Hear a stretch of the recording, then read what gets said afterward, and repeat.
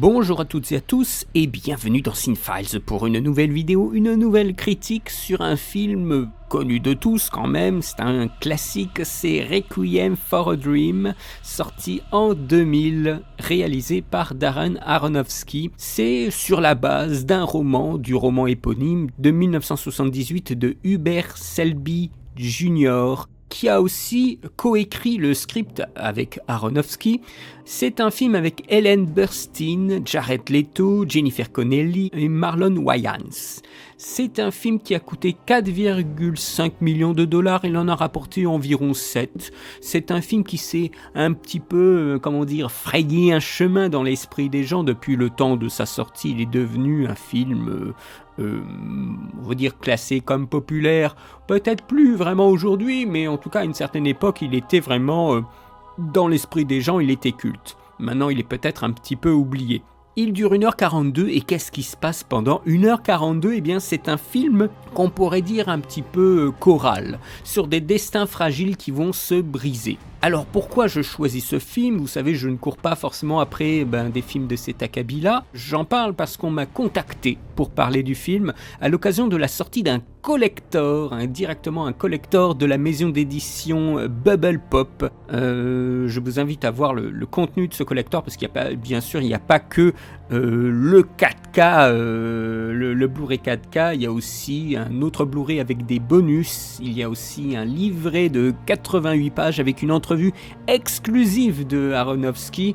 Alors bien sûr moi je n'ai pas tendance à faire des déballements de collector. Je vous invite dans ce cas-là à voir le contenu avec même les gens qui ont fait l'édition sur la chaîne Le Rendez-vous des Cinéphiles. Vous avez un lien dans la description pour voir le live où justement il déballe et il montre vraiment le contenu directement. Ça vous donnera forcément plus envie de savoir vraiment de quoi il en retourne. Là, moi, je vais uniquement parler du film même, mais je les remercie et je remercie aussi Sandrine Hiver pour donc l'attachée de presse qui m'avait contacté pour me donner l'opportunité de parler de ce film avant justement la sortie du collector. Et la sortie de ce collector, si je ne me trompe pas, c'est le 9 avril. Donc à vous de vous faire un petit avis. Si vous avez envie d'avoir ce film en bonne qualité, eh bien vous pourrez regarder un peu le contenu de ce collector et vous laisser séduire par sa devanture et par le contenu. Moi, c'est le livret qui me fait de l'œil particulièrement. Donc je vais faire un petit retour sur le film. J'avais déjà fait une analyse du film il y a très longtemps, il y a plus de 10 ans, et une analyse aussi sur la campagne anti-drogue qui a été faite dans les années 2000 et dont certains spots, je ne sais pas si tous les spots ont été faits par lui, mais dont certains spots ont été réalisés par Aronofsky. C'était le projet The Met Project. Et je crois que vous avez encore des spots qui traînent sur YouTube. Ce sont des spots assez violents, assez attaquants sur l'utilisation de drogue. Donc bon, ici on pourrait facilement dire que c'est un spot propagande anti-drogue d'1h40. Bon, reprocher au film d'être anti-drogue et de faire de la propagande, reprocher une chose pareille, il y a quand même un truc qui va pas. Enfin, en même temps, j'avais vu cet argument, oui, bon, c'est anti-drogue, c'est pas normal, c'est nul. Je l'avais vu dans un forum de gens qui se droguaient, alors bon, qui prenaient des drogues, sûrement d'une façon contrôlée, et donc ils ont encore le contrôle. Mais là, il s'agit quand même de proposer un désenchantement de l'utilisation de drogue. Après les petits délires, les petits moments planants, il y a aussi des choses qu'on ne contrôle plus et qui viennent prendre en fait notre vie. Et ce film parle de ça. Mais bon, reprocher que c'est lourdingue ou même que c'est mal fait, et ça me surprendrait parce que le film est quand même assez impressionnant dans ce qu'il veut montrer et comment il nous le montre. Pour aussi peu d'argent aussi. Donc il y a un grand contrôle sur les effets et sur ce qui doit être fait. Donc c'est en cela que c'est très très bien fait, comme objet esthétique et comme objet de production. Mais par contre, comme objet de représentation, eh bien je pense que ce sont aussi les visions d'une certaine époque. Vous savez, c'était comme ces visions de villes américaines à feu et à sang dans les années 80 90, parce qu'il y a eu des montées de violence à certains moments, ou à certains endroits, notamment par exemple Détroit. Et c'est en cela que vous avez tous ces films, la Robocop et tout ça, où il y a des déchaînements de violence, des déchaînements de gangs, avec tous ces films des années 80-90, où on montre vraiment beaucoup les trafics de drogue, les mafias, tout ça. Eh bien, je pense que là, nous sommes sur quelque chose qui n'est plus vraiment actuel, mais je pense que le film ne se veut pas actuel. Le film est ancré dans une capsule temporelle. Alors il y a eu évidemment plein de textes et de vidéos sur la psychologie du film, sur la psychologie dans le film. Ce n'est ni mon domaine, ni mon plaisir de voir et de faire le listing de ces choses, et puis généralement ces choses sont discutées sans parler vraiment de mise en scène à aucun moment. Je voudrais quand même signaler une vidéo qui, elle, fait un bon travail justement sur ce rapport de psychologie et de mise en scène. Là sur YouTube, je crois que c'était la meilleure vidéo que j'ai pu regarder. Il y en a une aussi sur la musique qui était pas mal. Ça s'appelle Requiem for a Dream, The Structure of Self-Destruction, sur la chaîne The House of Taboola. Ça, c'était une très bonne vidéo sur le rapport de la mise en scène. Mais on y reviendra évidemment. Alors, quand je vous dis que c'est un film choral, c'est un film où nous allons suivre plusieurs personnes. Nous allons suivre Sarah Goldfarb, on va suivre son fils Harry, on va suivre Marianne, et on va suivre Tyrone, qui est l'ami de Harry. Donc c'est un petit peu les gens qui tournent autour de Harry. Nous allons les suivre dans un montage alterné particulièrement dense tout au long du film, et tout cela va être un peu ordonné autour de 3 actes, 3 saisons. L'été, qui correspondrait plutôt à l'espoir que se font les gens de la vie, qui dure 48 minutes. L'automne, qui est vraiment une chute, où on voit les choses s'effriter progressivement, ça dure 25 minutes. Et l'hiver, winter, le désespoir, où alors là c'est le chaos et la violence insensée que font les personnages sur eux-mêmes. Et là ça dure aussi à peu près 25 minutes, un petit peu moins. Et donc le projet du film, c'est de pas uniquement parler de la drogue comme étant des stupéfiants, mais que tout peut être considéré comme une drogue, que ça soit la télévision, comme le fait de manger du sucre. Et je l'avais pas perçu quand je l'avais vu la première fois, mais c'est le cas des coupes-fins, des espèces de pilules qui sont tombées dans l'oubli aujourd'hui, hein, mais c'était légal à l'époque, les coupes-fins qui sont peut-être un peu plus que des coupes-fins, c'est ce que suppose Harry, c'est ce que le film nous laisse présager, c'est qu'il y a peut-être une mixture de choses qui sont pas très réglementaires dans ces coupes-fins, ce qui fait que Sarah perd de plus en plus pied dans ce monde. Alors il y a beaucoup de films, je trouve, qui sont complaisants envers l'utilisation des drogues. Alors ce sont des fois des attitudes bobo, hein. C'est pas forcément des choses à suivre, c'est pas forcément des choses qui sont, acceptées par toutes les strates sociales. Moi je pense au premier épisode de Bref, saison 2. Bon, moi j'ai vu juste le premier épisode, ça m'a suffi. Dans l'utilisation des drogues pour faire rire, en fait, c'est l'idée. Mais là, je tape sur Bref, mais on a d'autres films qui procèdent de la même façon, hein, avec plus ou moins de degrés conscients. Moi je pense à Trainspotting, qui est quand même beaucoup plus funky que Requiem for a Dream.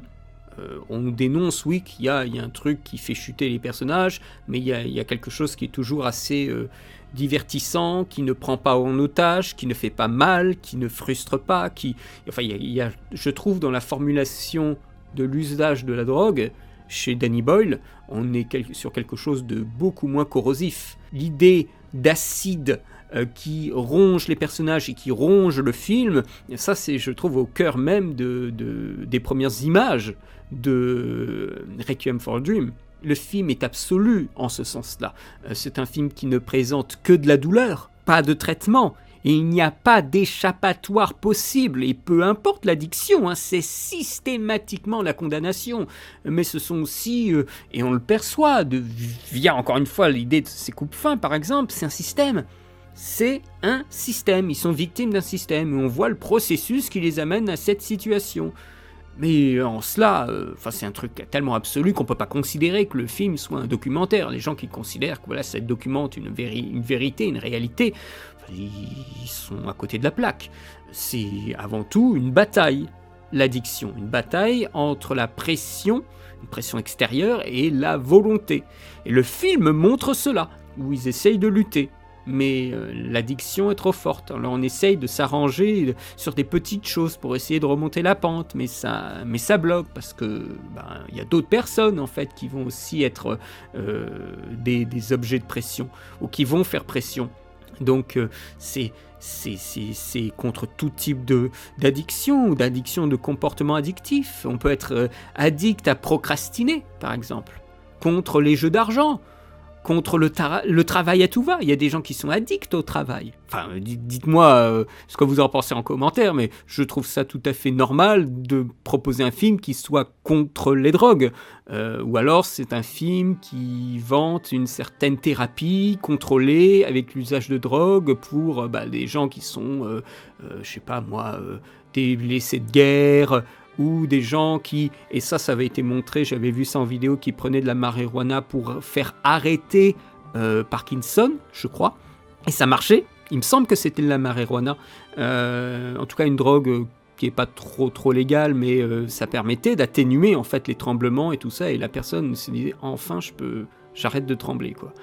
Donc ça, ce sont des choses, généralement il n'y a pas vraiment des films sur ça ou des séries sur ça, mais je veux dire que ce soit des films ou des séries comme The Wire, Euphoria ou Requiem ou un autre film, tout est bon pour dénoncer les drogues. Les gens qui s'offusquent parce qu'il n'y a pas d'usagers non addicts, on ne peut pas s'imaginer qu'une œuvre soft sur la prise de drogue marche en fait.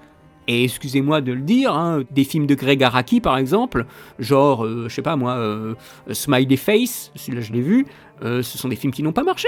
Donc bon, est-ce qu'on a vu quelque chose de semblable après Requiem for a Dream ? Pas vraiment, enfin en tout cas de mémoire. Après, il y a eu des films sur les médocs.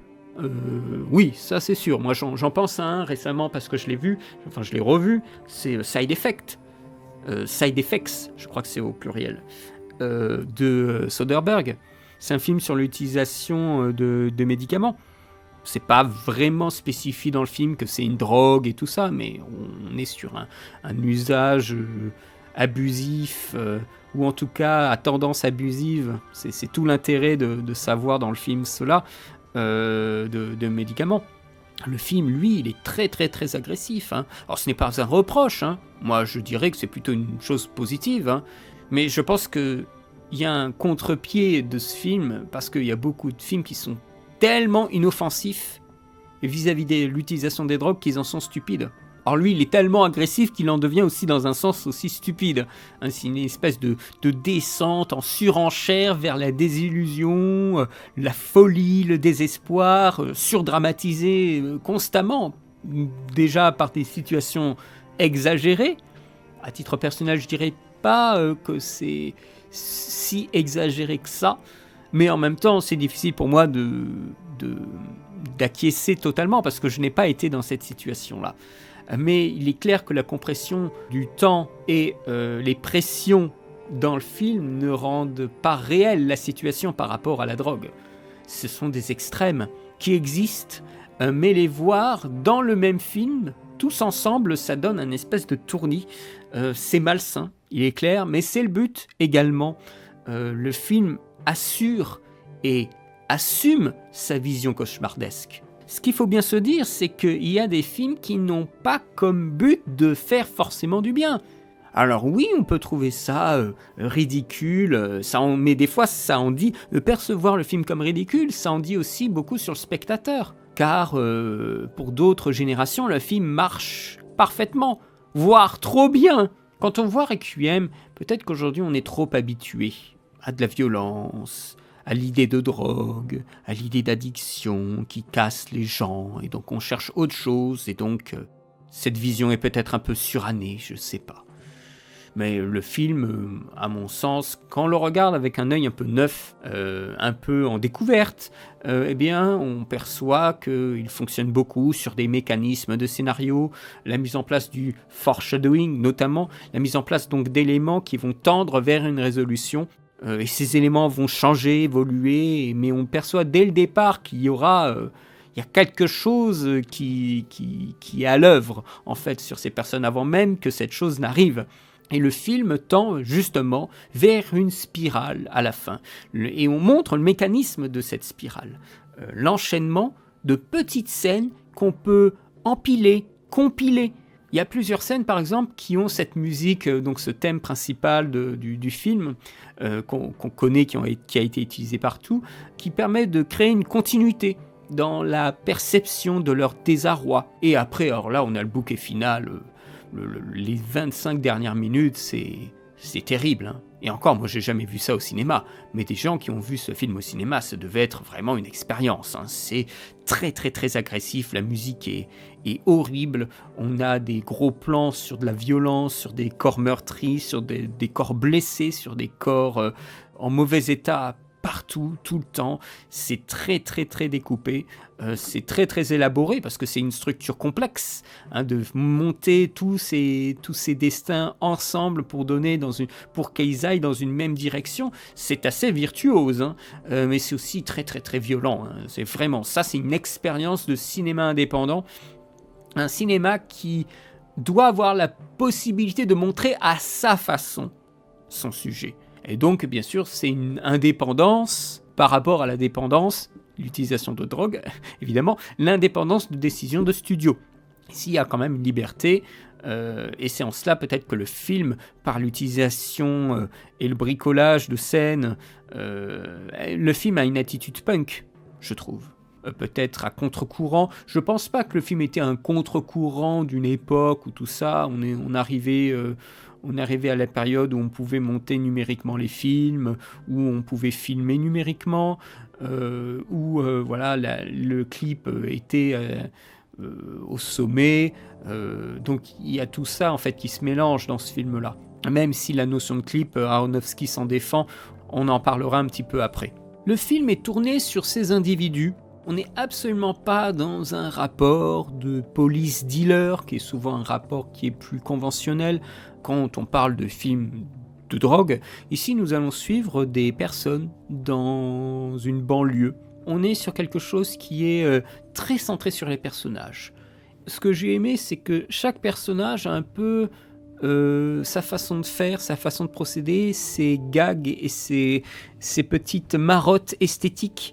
Et tout comme chaque personnage a un peu son propre univers, chaque acteur a un peu abordé le rôle à sa manière. Par exemple, les pertes de poids ou les costumes pour être plus gros. Il y avait les Burstyn qui avaient des prothèses de cou et de corps pour montrer voilà, qu'elle a perdu du poids ou qu'elle a grossi. Alors, il y a eu plusieurs costumes évidemment. Elle devait travailler sur le corps qui rétrécissait ou qui grossissait, c'était très intéressant et elle joue formidablement bien. C'est celle qui joue le mieux dans le film, hein. Il n'y a même pas à discuter hein, sur le choix, sur les temps de dialogue qu'on lui donne. C'est assez remarquable. Il y a aussi Jared Leto qui a eu une perte de poids. Je crois que j'ai lu 13 kilos pour montrer justement que son état se détériore évidemment. Il y a aussi Jennifer Connelly qui s'est beaucoup isolée. Ces gens-là, ces acteurs ont aussi approché des gens qui ont eu des addictions pour avoir un peu leurs paroles, pour savoir aussi comment se comporter au mieux quand ils jouent les scènes du film. Je pense qu'une des caractéristiques qui les désigne tous dans le film, c'est qu'ils sont mous. C'est que par moments, ce sont des idiots et qu'ils ont finalement très peu de volonté. Et il faut l'accepter, ça, d'avoir des personnages faibles dans le film. Parce que justement, ils vont être en proie à la pression de la drogue, à l'addiction. Alors que, oui, je dis que ce sont des idiots, mais parce qu'ils n'ont pas de volonté de faire les bonnes choses et qu'ils font de mauvais choix. Mais ils veulent tout simplement être heureux.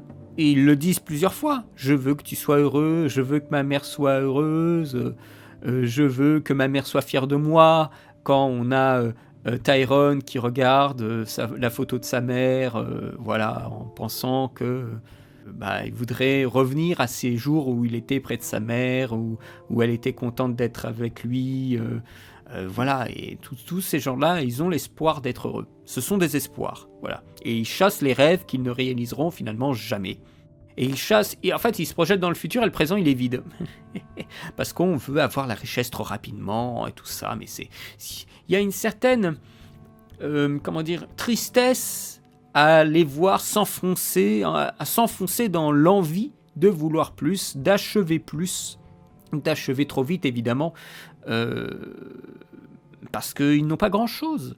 Ces gens n'ont pas grand-chose et s'accrochent à des petits espoirs. Alors forcément, il y a beaucoup de violence dans cette situation. Et ce qui est dit dans ce film peut nous servir. Ne rêvons pas trop loin quand on n'a pas trop les moyens. Avançons tranquillement. On n'est pas pressé. Il ne s'agit pas de révolutionner le monde, comme nous laissent miroiter les réseaux sociaux, mais d'achever notre vie en allant dans la bonne direction, ou en amenant notre famille, si on en a, dans une bonne direction. C'est tout.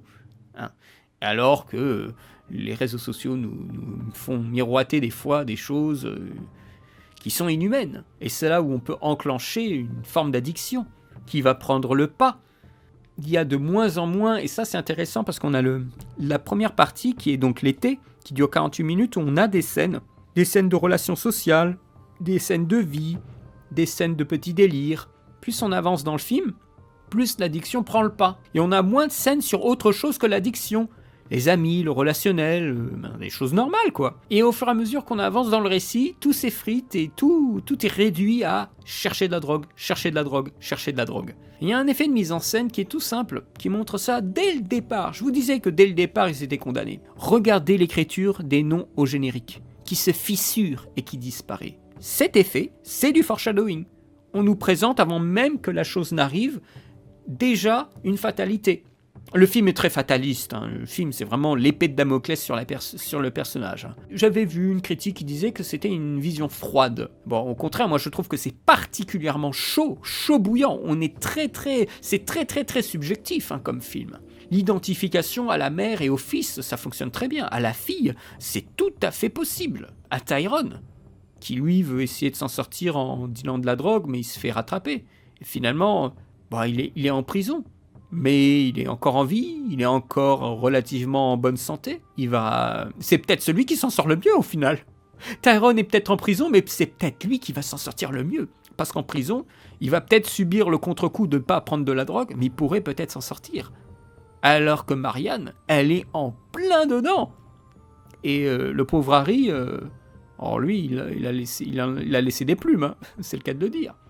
Donc, il y a moyen de s'engager, en fait, dans le film. Je trouve qu'il y a beaucoup de mécanismes d'identification, justement, d'une mise en scène qui soit très appuyée sur faire ressentir ce que la personne ressent. Ça, il y a tellement de choses, c'est extrêmement riche pour l'utilisation du langage. C'est très empathique, je trouve aussi. On suit ces personnages. C'est très émotionnel. C'est pas subtil, mais on n'est pas là pour ça. Et généralement, le cinéma de Aronofsky est très empathique. On va vraiment être avec la personne qui subit le plus. Que ce soit Mother, putain, on est en plein dedans. On est ultra empathique envers celle qui subit le plus. The Whale, c'est que ça. Donc, pour moi, dès son premier film, dès Pi, ou Pi, comme vous voulez, dès son film Pi, on a déjà l'empathie qui est présente, à travers des scènes où il y a juste la caméra et l'acteur. Combien de fois on a ça dans les scènes avec Sarah Goldfarb, qui est devant sa télé, ou même les scènes avec Marianne. Le moment dans la baignoire. La caméra est dans la baignoire, et la filme comme ça, où elle pète un câble. D'ailleurs, une scène, ça je reviens sur cette scène maintenant que j'y pense, c'est une scène qui est une inspiration, ou un hommage si vous voulez. D'autres qui n'aiment pas le réalisateur diraient que c'est une copie, évidemment. C'est une inspiration d'une scène de Perfect Blue de Satoshi Kon, qui est sorti en 1997, donc c'est un animé japonais, et on a quelques plans qui sont vraiment quasiment la même chose. Et pourquoi donc ? Parce qu'on peut se dire « Ouais, il a copié, c'est nul, la bulle, zéro !» Tout simplement parce qu'il voulait faire un remake du film. Le projet était d'en faire un. Il y avait les droits qui avaient été négociés, enfin il y avait quelque chose qui se préparait. Mais comme pour beaucoup de projets, beaucoup de scénarios, la chose n'a pas pu se faire au final, mais ils avaient déjà discuté ensemble et tout ça à l'époque. Finalement, Aronofsky, pour témoigner en quelque sorte d'une partie de son projet avorté, eh bien, il a laissé ce moment, il a fabriqué ce moment pour témoigner de son amour pour le travail de Cohn. Moi, je trouve que c'est plutôt une belle chose dans un sens, il se revendique de le Perfect Blue l'a influencé, donc il marque son influence en donnant en fait ces quelques plans comme copie conforme, copie carbone du film de Cohn. Et je trouve pas ça si horrible, manque d'inspiration, des choses comme ça. Non, c'est vraiment quelqu'un qui est fan d'eux et qui veut faire un plan à la manière d'eux. Imaginez qu'on pourrait gueuler sur n'importe quel idiot ou quel veau sur YouTube ou même qui fait du cinéma. Oh, il met la caméra dans le coffre de la voiture qui s'ouvre. Oh, il a copié Tarantino. Oh, mauvais. Arrêtez, ça tient pas la route, ce genre d'argument. Pitié, on dirait des gamins de 16 ans qui découvrent le cinéma. Non, là, il est clair qu'au vu peut-être de 1 an de développement, ou on va dire de 6 mois de développement et de négociation pour essayer de faire le remake de Perfect Blue, que finalement ça se concrétise pas, et c'est peut-être plusieurs mois passés à réfléchir les découpages, la façon dont on peut cadrer ci ou ça en live, parce que bien sûr l'animé japonais c'est du dessin, donc on peut prendre des fois des angles n'importe comment et ça marchera. On peut traverser les murs, les fenêtres et tout ça. Pour les films on peut pas. Pour garder une trace de ce travail préparatoire et de cette vraie envie de parler, de faire le film de Cohn, eh bien il a laissé ces quelques plans et qui s'insèrent totalement dans la narration du destin de Marianne. C'est pas si déconnant et je trouve ça plutôt juste, et c'est agréable de voir les traces de Satoshi Kon dans certains films. Moi je trouve ça plutôt agréable, déjà qu'on le perçoive et qu'après ce soit en plus pas sur un trop mauvais film. Ça va, Requiem for a Dream, y a pire, hein. c'est plutôt balèze, hein. Parce que c'est un film indépendant qui a vraiment pas coûté cher. 40 jours de tournage, hein, au printemps 99, c'est pas beaucoup, hein. Et il y a quand même quelque chose qui se déploie dans le film, techniquement, c'est impressionnant. C'est une psychologie qui va se retrouver dans la mise en scène. Et on va se poser des questions de comment on va représenter cet état dans le film, et cette pression, cette violence, et tout ça mis en image. Et c'est quand même assez incroyable. Je veux dire, la façon de filmer... alors, il y a beaucoup de choses qu'on retrouve depuis, déjà. Hein. Je trouve l'angle avec lequel il filme la porte dans le film, on est clairement dans son film précédent. Il y a une trace, en fait, qui est restée.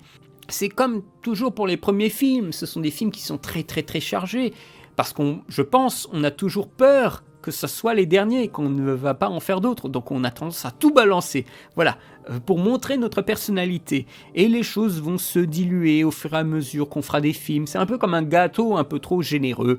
Le mec, il a voulu s'exprimer pleinement, et pour ça, il y a toute une utilisation d'attirail, le snoricam, le split screen, le timelapse, les fondus, les surimpressions, les fisheye, le montage alterné. C'est vraiment...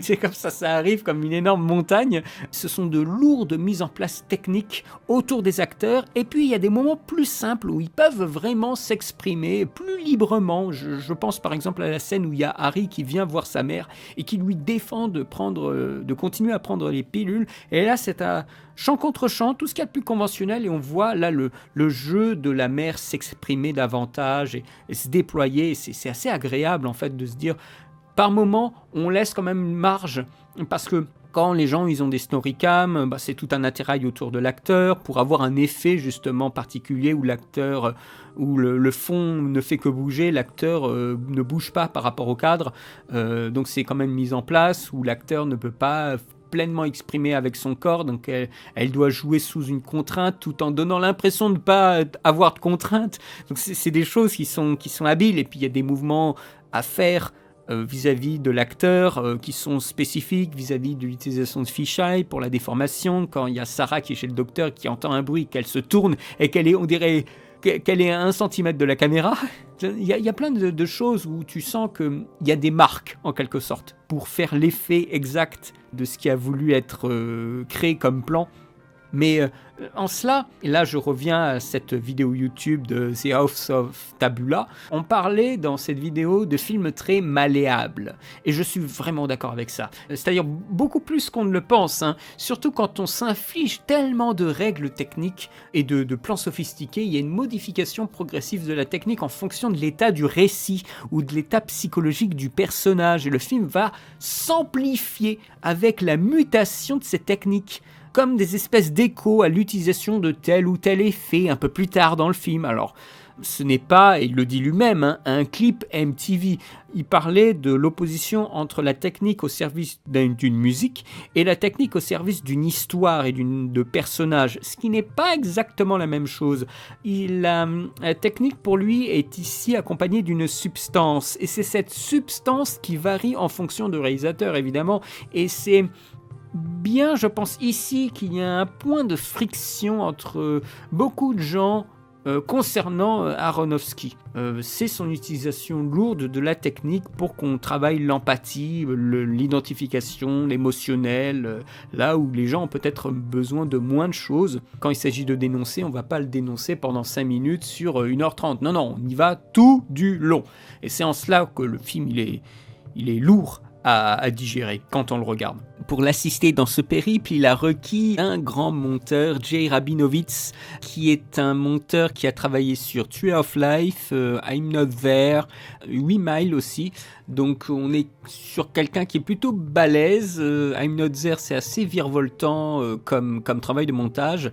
C'est un montage où on est vraiment, dans un cinéma post-moderne. On est sur un cinéma de la citation. Il est clair que le film, par moments, donne l'impression d'avoir un peu une version torturée de L'homme à la caméra de Dziga Vertov. Il utilise, c'est en cela que je parle de Dziga Vertov, une technique de montage, eux qu'ils ont appelé un hip-hop montage. Ça vient de la parole d'Aronofsky directement, hein. Je ne sais pas si c'est un terme technique plus réglementaire en quelque sorte, mais c'est l'idée de coupe rapide avec des plans très clairs dans leur contenu et des sons très très signifiants qui permettraient de donner une espèce de suite logique d'action et réaction qui permettrait une transition pour la plupart des moments, une transition de sobriété à intoxication. Voilà, et on casse le rythme avec ces montages rapides. Ça apparaît un peu comme un motif dans le film. Le poids de ces procédés est appliqué en plein écran. C'est pas un petit truc qui arrive dans le coin de l'écran. Non, il y a plus que ça à l'écran. Parce que finalement, il n'y a plus que ça dans la vie des personnages. Et c'est dans l'idée d'instaurer, encore une fois, un système de boucle qui emprisonne les personnages. Dans des considérations, il y a typiquement, ils le font plusieurs fois, le personnage de Harry là qui regarde quelque chose ou qui est anxieux, et on a ce petit montage et après il est beaucoup moins anxieux, il est défoncé, voilà. Et ça revient sans cesse dans le film, mais régulièrement, jusqu'à ce que ça devienne banal, au bout d'un moment et qu'on n'y fasse même plus attention. Et ça, c'est le drame aussi. C'est aussi l'application de l'application de la drogue, de l'addiction qui devient d'abord exceptionnelle et après devient courant, banal. Et c'est assez terrible. Et on arrive à nous le faire vivre dans un montage qui sert quand même un discours, un montage rapide, et qui sert ce discours sur l'addiction par le montage alterné qui permet de compresser le temps. En ça, pour moi, il n'est pas vraiment contre-productif. Il est juste très très dense d'idées. Et on ne peut pas tout prendre comme ça au premier regard, hein. Je dirais pas que c'est un film difficile à regarder par de la mise en scène. Les choses sont assez claires. Mais on pourrait considérer rapidement que parce qu'on n'aurait pas d'expérience, on puisse être déboussolé par le film. Et c'est le cas de nombreux films, hein. Il y a des films en caméra portée, montage serré, comme les Jason Bourne, qui sont exigeants. quant au regard, quant à l'éducation à l'image. Des films comme Speed Racer nécessitent une certaine souplesse, un certain entraînement avant d'être pleinement acceptés dans l'utilisation des couleurs, dans le mouvement, également dans le montage. Donc je pense que ce film fait aussi partie de ces films, et c'est en cela aussi qu'il y a le postmodernisme qui pointe le bout de son nez, c'est que ce sont des films qui ont un lourd passé et qui vont, par des effets de mise en scène, rendre le film subjectif. Et on y va au marteau pour dégoûter les spectateurs, avec la caméra qui vibre à un moment et qui tremble avec la fragilité du personnage. Je crois que c'est quand ils sont en voiture et qu'on voit le bras complètement déglingué d'Harry. Et on a d'autant plus l'impression de film subjectif quand on a l'utilisation de la Snorricam. Là, c'est clair comme de l'eau de roche. On isole les personnages avec ces techniques pour les rendre plus fragiles. Et dès la première scène, on a un split screen qui vient figer les personnages dans un espace. Ce n'est pas un champ contre champ où on a l'espace entier pour un personnage et l'espace suivant pour un autre personnage. C'est l'écran coupé en deux où on a juste deux visages qui ne s'emboîtent pas totalement. Parce que l'un est à l'extérieur et l'autre à l'intérieur d'un cagibi ou de la chambre. Et donc même en termes de lumière, c'est pas raccord. Alors qu'ils sont tous les deux dans le même plan. Et c'est ça la puissance du split screen. C'est dans l'idée de scinder, de séparer. La caméra n'est pas objective. Et on le perçoit très très vite. Donc là, la demande de réel, de cohérence, tout ça, toutes ces questions souvent utilisées pour déglinguer le film, eh bien elles sont un peu ici hors sol. Voilà, le temps et l'espace du film est complètement tordu, raccourci, coupé en poudre. L'action de Dillet est coupée en petits morceaux. Couper le plan qu'on injecte dans les yeux du spectateur grâce à ce montage hip-hop. Et il ne s'agit pas là de faire des effets pour être stylé. Alors oui, c'est très bien quand tu as 15 ans et que tu trouves que tous les films sont stylés, mais quand tu commences à réfléchir un petit peu sur le pouvoir des images, en fait tout ça est cohérent. Cohérent dans le sens où ça converge vers un état psychologique du personnage. Aronofsky a essayé de créer cette énergie qui correspondrait à la psychologie des personnages. Alors oui, il y a peut-être trop d'effets. On n'a pas le temps de peut-être savourer chacun des effets établis. Mais ce n'est pas pour autant que je devrais nommer, vous savez, comme certaines personnes de mauvaise foi disent, c'est un film de petits malins. Bon, il faut quand même y aller pour faire un film pareil. C'est-à-dire respecter la structure, qui c'est quand même assez élaboré dans le découpage. Je trouve ça assez formidable. Quand on prend un peu de recul et qu'on voit ce que c'est que faire un film, ce que c'est que faire un plan, et conceptualiser tout ça en fait, le mettre en ordre. Les 20 dernières minutes, c'est pas venu comme ça dans son esprit, après on va faire les plans. Non, ce sont des choses élaborées, et en plus ils n'ont pas d'argent, donc ils doivent compresser et avoir une idée très claire de comment tout ça va s'enchaîner.